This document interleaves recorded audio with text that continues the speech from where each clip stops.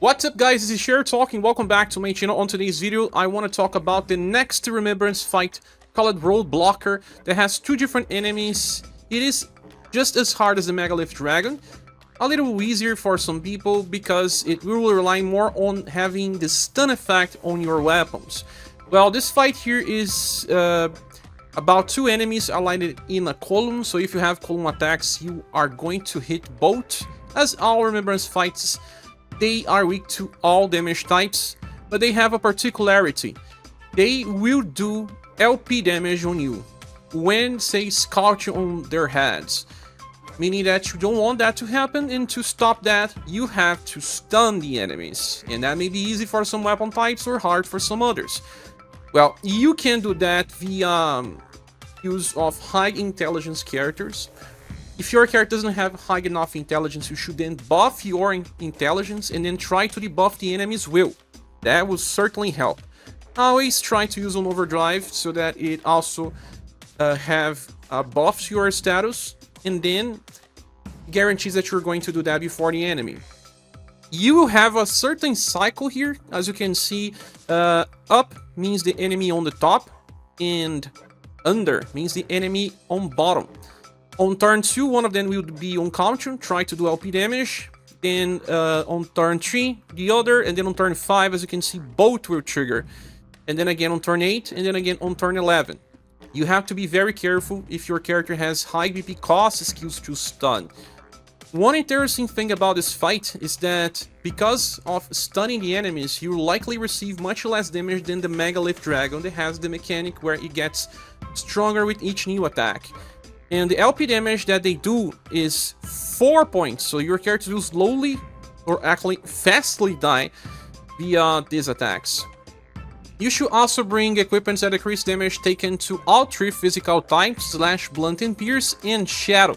It is actually pretty easy to equip your characters and fix the weaknesses of them for this fight. Okay, so besides that, we have to discuss the characters that can help you with stun. And I'm here on rsrs.xyz website. I type in stun on the skills tab and I can see all characters capable of stunning. It is better to have an AoE stunner because sometimes you have to stun both enemies or else you're gonna have to bring 2 stun capable characters. Now, for swords, it's easy. There are plenty of different characters that can use stun attacks. For AoE, only the robot version of Leonard. But since you can actually inherit into Albert, and Albert has a freestyle on the Ad Roulette, you can use him and any other character that belongs to this list.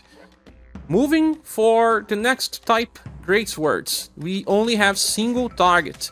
And here we have 2 freestyles, Young Boy and Princess Lion. Those 2 ones also have premium styles that are better if you can inherit into them. And then Kumi, that is premium. For Great Sword, there's also an S version of Galahad that can give Frost Rush, a version of Katarina, and single target skills Glacial Sword Plus. Those can also be used by Katarina, Silver, and Galahad. Some other pricey option will be 8 BP cost with Leonard, if you have him. As for M-Arts, there are plenty of different options, mostly single target though, with the AV having a AoE attack, the first Real Queen, and for last we also have Young Fen. For single target options, we have the newest Dentark, that's a pretty popular character to use. There is also a version of Candy, and also Boston, and multiple other characters as well. Especially Azami that has a new style, Liza, and Johan that's going to get one in the next week, probably. For M-Arts, I believe the best option would be from Shura, King of the Night Wind, since it's a fast stun skill. As for guns, we don't have that many options. For free, we have Stun Shot, an 8 BP AoE attack that can be used by many freestyles in the game. But you can also use single target attacks with Mask, Socho, and even PZQs, or whatever it's called. Stun Shot will be easy to use for turns where we have to stun both enemies.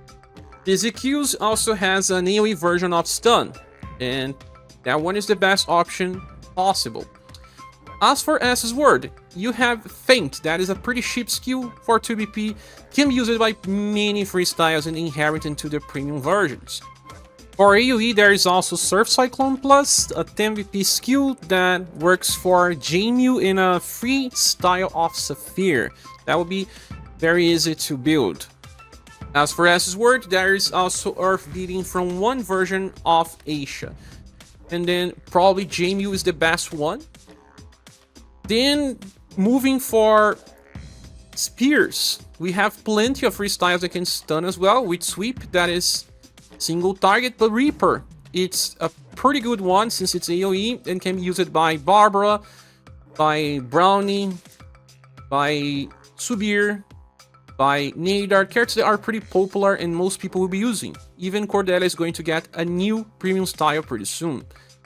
And there are even other skills, but single target. Reaper should be probably the best one. Another very good stunner for Spears is Troll. He has a AoE version, Bird Song, that even debuffs intelligence. Then moving for bows, we don't have that many options. There is J-Mew with his bow. There is also Monica cross-inheriting from her Feint that you can find in her SS style. And then you can also use Orlette bow style with inheritance. For bows, we also have Liz with Dragon's Frenzy in her Robin style, and also Corvidae from yet another bow version of Orlette. There is also Liz via her A style. All these options work. Then for staves, there are plenty of different options. AoE versions with Entangle, that actually has a low cost. There is also Undine. Also, a free version of Sierra can pass into his premium style. Bruni, that is also free. Then Thomas has many AoE versions. J-Mew can use it for S's Word as well. And even Robin. Then there is Shendu with multiple skills that can stun, Rock Bouquet. For Mart, you can even use Leonid, and so on. Multiple characters that will work for stunning. The best AoE stunner for stave is Rock Stings from Matcha, but also two other ones.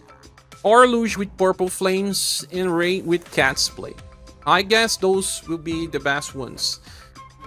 This also concludes this video. If you have these styles, you can train them and bring for this new Remembrance fight. Thanks so much for watching. Please subscribe if you haven't, and if you want to support the channel, there are links in the description of the video. I hope to see you soon on the next one. Goodbye.